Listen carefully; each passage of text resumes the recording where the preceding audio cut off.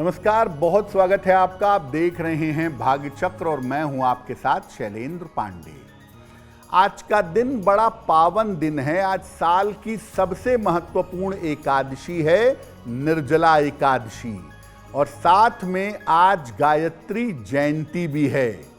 तो आज हम आपको बताएंगे निर्जला एकादशी की महिमा, इसका पूजा विधान, और ये भी बताएंगे कि गायत्री जयंती की महिमा क्या है और क्या उपाय करने चाहिए।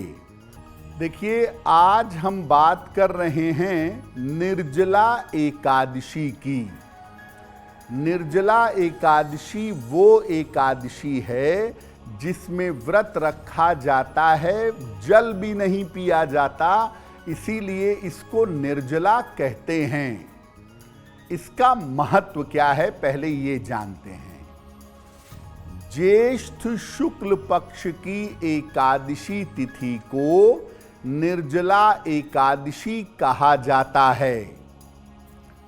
भीम ने मात्र इसी उपवास को रखा था और भूख के मारे मूर्छित हो गए थे, बेहोश हो गए थे।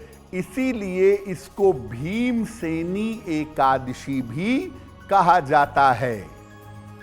इस दिन बिना जल के उपवास रखने से साल की सारी एकादशियों का पुण्य फल प्राप्त हो जाता है। यानी अगर आप वर्ष भर एकादशी का उपवास नहीं रखते, बिना जल पिए, बिना कुछ खाए, अगर निर्जला एकादशी का व्रत आप रखते हैं तो वर्ष की सारी एकादशी का पुण्य आपको मिलता है। इसके अलावा धर्म, अर्थ, काम और मोक्ष चारों पुरुषार्थों की प्राप्ति होती है। निर्जला एकादशी पर अच्छे स्वास्थ्य के लिए और सुखद जीवन के लिए मनोकामना की जाती है, और प्रार्थना करने से, साधना करने से वो मनोकामना पूरी होती है। तो आप देखिए, जेठ के महीने की प्रचंड गर्मी और उसमें बिना जल पिए उपवास रखना एक बड़ी कठिन बात है। और इस कठिन तपस्या के बाद जो आप प्रार्थना करते हैं या जो आप साधना करते हैं, वो प्रार्थना आपकी स्वीकार होती है। अब आपको बताते हैं कि निर्जला एकादशी के उपवास की और पूजा की विधि क्या है। प्रातः काल स्नान करके 10 बजे के पहले सूर्य देवता को जल अर्पित करिएगा। इसके बाद पीले वस्त्र धारण करके भगवान विष्णु की या इष्ट देव की या अपने गुरु की पूजा करिएगा। उन्हें पीले रंग के फूल, पंचामृत और तुलसी दल अर्पित करिएगा। इसके बाद श्री हरि, भगवान विष्णु और माता लक्ष्मी के मंत्रों का जप करिएगा। बड़े सारे मंत्र हैं उनके, और सबसे बढ़िया होगा कि विष्णु सहस्त्र नाम और श्री सूक्तम का पाठ किया जाए या श्री लक्ष्मी नारायण हृदय स्तोत्र का पाठ किया जाए। किसी निर्धन व्यक्ति को जल का, अन्न वस्त्र का या जूते छाते का दान करिएगा। देखिए, नियम तो ये कहता है कि निर्जला एकादशी पर निर्जल उपवास रखा जाता है। जल तक का, खाने पीने की किसी चीज का एक बूंद जल भी ग्रहण नहीं किया जाता है। लेकिन मान लिया कि आपका स्वास्थ्य बहुत अच्छा नहीं है, आप बीमार रहते हैं, आपको दवा खाना है, आपकी मजबूरी है, तो ऐसी स्थिति में जलीय आहार और फलाहार लिया जा सकता है। निर्जला एकादशी पर अगर आप जल का सेवन नहीं करते और दिन भर रात भर जितना समय मिले आप भगवान के नाम का, उनके मंत्र का जप करते हैं, आपका निश्चित रूप से कल्याण होगा। तो निर्जला एकादशी पर व्रत रखने के, पूजा करने के नियम क्या है वो आपने समझे। अब इतना पवित्र दिन है आज का, निर्जला एकादशी है, आज क्या जरूर करना चाहिए। देखिए, आज अगर आप ज़्यादा कुछ नहीं कर सकते, जल पीने से अपने आप को नहीं रोक पाते, या दवाइयाँ खानी है या मजबूरी है, तो केवल जल और फल ग्रहण करके उपवास रखिए। सुबह और शाम मौका मिले तो रात में भी अपने गुरु या भगवान विष्णु की उपासना करेंगे। भगवान विष्णु के बारे में कहते हैं ना, यस्य स्मरण मात्रेण जन्म संसार बंधनात् विमुच्यते नमस्तस्मै विष्णवे प्रभ विष्णवे। जिसके नाम का स्मरण करने मात्र से जन्म और मरण के बंधन से मुक्ति मिल जाती है, ऐसे हैं भगवान विष्णु। तो उनकी उपासना करें। रात में जग करके अगर आज आप भगवान विष्णु की उपासना करें तो बहुत ही सुंदर होगा। एकादशी में रात के जागरण करके अगर भगवान की पूजा की जाए तो उसके चमत्कारी परिणाम प्राप्त होंगे। एकादशी पर आप पूरी कोशिश करें दिन भर, शाम को, रात में ज्यादा से ज्यादा समय मंत्र का जप करने में और ध्यान में लगाएं।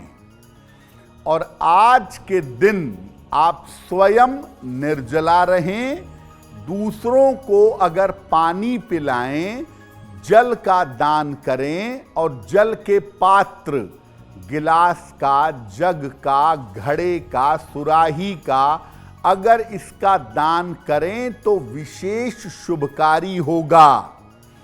यानी आज जल का दान करना, प्यासों को पानी पिलाना, पशुओं को पानी पिलाना, पक्षियों को पानी पिलाना, वृक्षों में पानी डालना बहुत ही कल्याणकारी है। तो निर्जला एकादशी पर आप अपनी तरफ से आज जितने लोगों की प्यास बुझा सकें, पानी पिला सकें, उतना ही मंगल होगा। देखिए, निर्जला एकादशी पर हो सकता है कि मजबूरियों की वजह से, स्वास्थ्य की वजह से आप उपवास न रख पाएं, जल पीकर, फल खाकर भी उपवास न रख पाएं, स्वास्थ्य अलाउ न करता हो या मजबूरियां हों। ऐसी स्थिति में आप जो भी भोजन ग्रहण करिएगा वो बिल्कुल सात्विक भोजन करिएगा। प्याज, लहसुन, मांस, मदिरा का प्रयोग मत करिएगा। और सुबह, शाम और समय मिले तो रात में जो भी आपके गुरु हैं, जो भी उन्होंने मंत्र दिया है उस मंत्र का, या भगवान विष्णु के किसी मंत्र का, या विष्णु सहस्त्र नाम का पाठ करिएगा। आपको बताया था कि आज गायत्री जयंती भी है। अब आज निर्जला एकादशी के अलावा गायत्री जयंती भी है। गायत्री जयंती की महिमा क्या है और आज इस उपलक्ष्य में हमें क्या करना चाहिए? ज्येष्ठ शुक्ल पक्ष की दशमी तिथि को गायत्री जयंती मनाई जाती है। ऐसा माना जाता है कि इस दिन वेद माता गायत्री का प्राकट्य हुआ था और गायत्री मंत्र का सृजन हुआ था। गायत्री मंत्र के सृजनकर्ता ऋषि विश्वामित्र माने जाते हैं। गायत्री मंत्र दुनिया का सबसे ज्यादा शक्तिशाली मंत्र माना जाता है। माना जाता है कि गायत्री मंत्र ईश्वरीय प्रकाश का मंत्र है। ओम भूर्भुवस्वः तत्सवितुर्वरेण्यं भर्गो देवस्य धीमहि धियो यो नः प्रचोदयात्। ईश्वर के प्रकाश का मंत्र है, ईश्वर की उपलब्धि का मंत्र है। तो गायत्री जयंती पर अगर आप गायत्री मंत्र का जप करें कम से कम आज सुबह के समय 12 बजे के पहले और संध्या काल में सूर्यास्त के समय 108 बार अगर गायत्री मंत्र का जप करें और ईश्वर से कृपा करने की प्रार्थना करें तो आपका कल्याण होगा। जिन लोगों को गुरु की प्राप्ति करनी है, जिनको आध्यात्म के मार्ग पर आगे बढ़ना है, उन्हें आज प्रातः काल या संध्या काल प्रेम से शांति से बैठ करके गायत्री मंत्र का जप अवश्य करना चाहिए। अब वक्त हो गया है ऐसा क्यों जानने का। ऐसा क्यों में हम आपके मन और जीवन से जुड़ी हुई तमाम शंकाओं का, तमाम समस्याओं का सरल समाधान बताने का प्रयास करते हैं।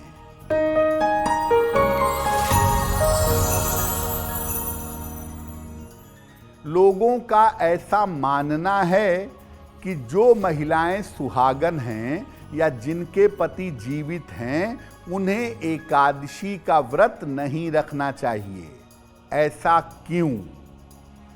देखिए, ऐसी परंपरा बड़े समय से चली आ रही है कि जिन महिलाओं के पति जीवित नहीं होते हैं या जो महिलाएं विडो हो जाती हैं, उनके लिए एकादशी का व्रत रखना कंपलसरी कर दिया गया है।